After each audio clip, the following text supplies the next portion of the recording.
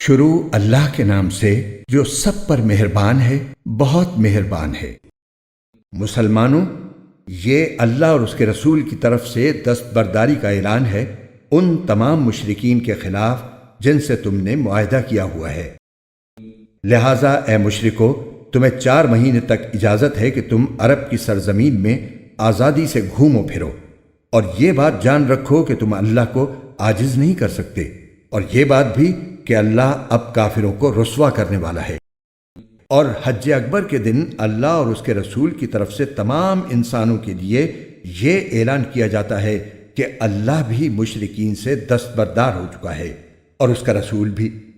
اب اے مشرکو، اگر تم توبہ کر لو تو یہ تمہارے حق میں بہت بہتر ہوگا، اور اگر تم نے اب بھی منہ موڑے رکھا تو یاد رکھو کہ تم اللہ کو عاجز نہیں کر سکتے، اور تمام کافروں کو ایک دکھ دینے والے عذاب کی خوشخبری سنا دو۔ البتہ مسلمانوں، جن مشرکین سے تم نے معاہدہ کیا پھر ان لوگوں نے تمہارے ساتھ عہد میں کوئی کوتاہی نہیں کی اور تمہارے خلاف کسی کی مدد بھی نہیں کی، تو ان کے ساتھ کیے ہوئے معاہدے کی مدت کو پورا کرو۔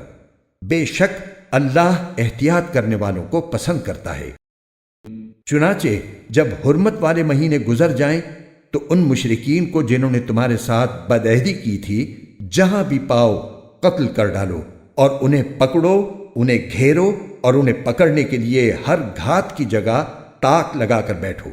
ہاں، اگر وہ توبہ کر لیں اور نماز قائم کریں اور زکوٰۃ ادا کریں تو ان کا راستہ چھوڑ دو، یقیناً اللہ بہت بخشنے والا بڑا مہربان ہے۔ اور اگر مشرکین میں سے کوئی تم سے پناہ مانگے تو اسے اس وقت تک پناہ دو جب تک وہ اللہ کا کلام سن لے، پھر اسے اس کی امن کی جگہ پہنچا دو۔ یہ اس لیے کہ یہ ایسے لوگ ہیں جنہیں علم نہیں ہے۔ مفسر مفتی محمد تقی عثمانی۔ آیت نمبر 1۔ تفسیر سورت توبہ۔ تعارف۔ یہ بھی مدنی سورت ہے اور حضور نبی کریم کی حیات طیبہ کے آخری دور میں نازل ہوئی ہے۔ اپنے مضامین کے اعتبار سے یہ پچھلی سورت یعنی سورت انفال کا تکملہ ہے۔ غالباً اسی لیے عام صورتوں کے برخلاف اس سورت کے شروع میں بھی نہ نازل ہوئی، نہ لکھی گئی، اور اس کی تلاوت کا بھی قاعدہ یہ ہے کہ جو شخص پیچھے سورت انفال سے تلاوت کرتا چلا آ رہا ہو اسے یہاں بسم اللہ نہیں پڑھنی چاہیے۔ البتہ اگر کوئی شخص اسی سورت سے تلاوت شروع کر رہا ہو تو اس کو بسم اللہ پڑھنی چاہیے۔ اور بعض لوگوں نے اس سورت کے شروع میں بسم اللہ کے بجائے کچھ اور جملے پڑھنے کے لیے بنا رکھے ہیں، وہ بے بنیاد ہیں۔ اوپر جو طریقہ لکھا گیا ہے وہی سلف صالحین کا طریقہ رہا ہے۔ یہ سورت فتح مکہ کے بعد نازل ہوئی تھی۔ عرب کے بہت سے قبائل اس انتظار میں تھے کہ حضرت کے ساتھ کفار قریش کی جنگ کا انجام کیا ہوتا ہے۔ جب قریش نے حدیبیہ والا معاہدہ توڑ دیا تو حضرت نے مکہ مکرمہ پر حملہ کیا اور کسی خاص خونریزی کے بغیر اسے فتح کر لیا۔ اس موقع پر کفار کی کمر ٹوٹ چکی تھی، البتہ آخری تدبیر کے طور پر قبیلہ ہوازن نے ایک بڑا لشکر مسلمانوں سے مقابلے کے لیے جمع کیا، جس سے حنین کی وادی میں آخری بڑی جنگ ہوئی، اور شروع میں معمولی ہزیمت کے بعد مسلمانوں کو اس میں بھی فتح ہوئی۔ اس جنگ کے بعض واقعات بھی اس صورت میں بیان ہوئے ہیں۔ اب عرب کے جو قبائل قریش کی وجہ سے اسلام قبول کرنے سے ڈرتے تھے یا ان کی جنگوں کے آخری انجام کے منتظر تھے، ان کے دل سے اسلام کے خلاف ہر رکاوٹ دور ہو گئی اور وہ جوق در جوق مدینہ منورہ آ کر مسلمان ہوئے، اور اسی طرح جزیرہ عرب کے بیشتر علاقے پر اسلام کا پرچم لہرانے لگا۔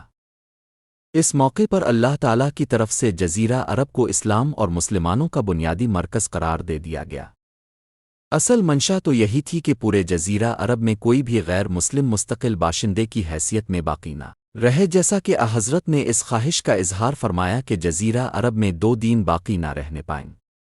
موطا امام مالک کتاب الجامع و مسند احمد جیم 6 سواد 572۔ لیکن اس مقصد کو حاصل کرنے کے لیے تدریج کا طریقہ اختیار فرمایا گیا۔ سب سے پہلا ہدف یہ مقرر فرمایا گیا کہ جزیرہ عرب کو بت پرستوں سے خالی کرایا جائے۔ چنانچہ جو بچے کھچے بت پرست عرب میں رہ گئے تھے اور جنہوں نے 20 سال سے زیادہ مدت تک مسلمانوں کو وحشیانہ مظالم کا نشانہ بنایا تھا، ان کو اس صورت کے شروع میں مختلف مدتوں کی مہلت دی گئی جس میں اگر وہ اسلام قبول نہ کریں تو انہیں جزیرہ عرب چھوڑنے ورنہ جنگ کا سامنا کرنے کے احکام دیے گئے ہیں، اور مسجد حرام کو بت پرستی کی ہر نشانی سے پاک کرنے کا اعلان کیا گیا ہے۔ اس ہدف کے پورا ہونے کے بعد جزیرہ عرب کی مکمل صفائی کا دوسرا مرحلہ یہود و نصری کو وہاں سے نکالنے کا تھا۔ حضرت کی حیات طیبہ میں یہ مرحلہ مکمل نہیں ہو سکا تھا، لیکن اب نے اس کی وصیت فرما دی تھی، جیسا کہ آیت نمبر 29 کے تحت اس کی وضاحت آنے والی ہے۔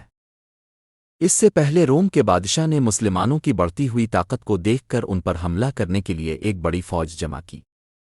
حضرت پیش قدمی کر کے اس کے مقابلے کے لیے تبوک تک تشریف لے گئے۔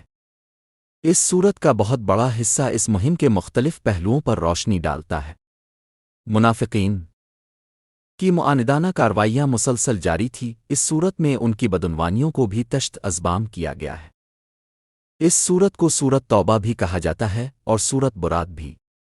برات اس لیے کہ اس کے شروع میں مشرکین سے برات اور دستبرداری کا اعلان کیا گیا ہے، اور توبہ اس لیے کہ اس میں بعض ان صحابہ کرام کی توبہ قبول ہونے کا ذکر ہے جنہوں نے تبوک کی مہم میں حصہ نہیں لیا تھا اور بعد میں اپنی اس غلطی پر توبہ کی تھی۔ ان آیتوں کو اچھی طرح سمجھنے کے لیے وہ پس منظر جاننا ضروری ہے جو اس صورت کے تعارف میں اوپر بیان کیا گیا ہے۔ جزیرہ عرب کو اسلام کا مرکز بنانے کے لیے اللہ تعالیٰ نے یہ حکم نازل فرمایا کہ کچھ عرصے کی مہلت کے بعد کوئی بت پرست مستقل طور پر جزیرہ عرب میں نہیں رہ سکتا، چنانچہ ان آیات میں ان بچے کھینچے مشرکین سے دستبرداری کا اعلان کیا گیا ہے جو ابھی تک اسلام نہیں لائے تھے، اگرچہ یہ مشرکین وہ تھے جنہوں نے مسلمانوں کو ستانے میں کوئی کسر نہیں چھوڑی تھی اور ان پر وحشیانہ ظلم ڈھائے تھے، لیکن جزیرہ عرب سے نکلنے کے لیے مختلف مالتیں دی گئی ہیں جن کی تفصیل ان آیتوں میں آئی ہے۔ ان مشرکین کی 4 قسمیں تھیں۔ الف، پہلی قسم ان مشرکین کی تھی جن کے ساتھ مسلمانوں نے جنگ بندی کا معاہدہ نہیں کیا ہوا تھا۔ ایسے مشرکین کو 4 مہینے کی مہلت دی گئی کہ ان 4 مہینوں میں وہ اگر اسلام لانا چاہتے ہیں تو اسلام لے آئیں، اور اگر جزیرہ عرب سے باہر کہیں جانا چاہیں تو اس کا انتظام کر لیں۔ اگر یہ دونوں کام نہ کر سکیں تو ان کے خلاف ابھی سے اعلان کر دیا گیا ہے کہ ان کو جنگ کا سامنا کرنا ہوگا۔ ترمذی کتاب الحج حدیث نمبر 871۔ بے، دوسری قسم ان مشرکین کی تھی جن کے ساتھ جنگ بندی کا معاہدہ تو تھا لیکن اس کی کوئی مدت متعین نہیں تھی۔ ان کے بارے میں بھی اعلان کر دیا گیا کہ اب وہ معاہدہ 4 مہینے تک جاری رہے گا، اس دوران ان کو بھی وہی کام کرنے ہوں گے جن کا ذکر پہلی قسم کے بارے میں کیا گیا۔ سورت توبہ کی پہلی اور دوسری آیت ان 2 قسموں سے متعلق ہے۔ جیم، تیسری قسم ان مشرکین کی تھی جن کے ساتھ حضرت نے معاہدہ تو کیا تھا لیکن انہوں نے کی اور وہ معاہدہ توڑ دیا، جیسے کفار قریش کے ساتھ حدیبیہ میں معاہدہ ہوا تھا، لیکن انہوں نے اس کی خلاف ورزی کی اور اسی کی بنا پر حضرت نے مکہ مکرمہ پر حملہ کر کے اسے فتح کر لیا تھا۔ ان لوگوں کو کوئی مزید مہلت تو نہیں دی گئی، لیکن چونکہ دست برداری کا یہ اعلان حج کے موقع پر کیا گیا تھا جو خود حرمت والے مہینے میں ہوتا ہے، اور اس کے بعد محرم کا مہینہ بھی حرمت والا ہے اور اس میں جنگ کرنا جائز نہیں ہے، اس لیے ان کو محرم کے آخر تک مہلت مل گئی۔ انہی کے بارے میں آیت نمبر 5 میں یہ فرمایا گیا ہے کہ حرمت والے مہینوں کے گزر جانے کے بعد اگر یہ نہ ایمان لائیں اور نہ جزیرہ عرب سے باہر جائیں تو ان کو قتل کر دیا جائے گا۔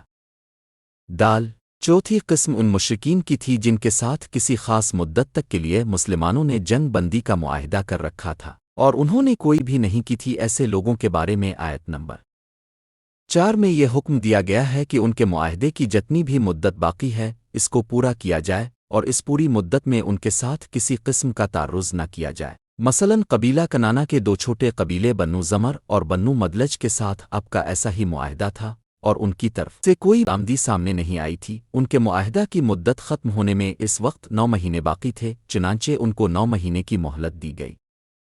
ان 4 قسم کے اعلانات کو برعکس دستبرداری کے اعلانات کہا جاتا ہے۔ آیت نمبر 3۔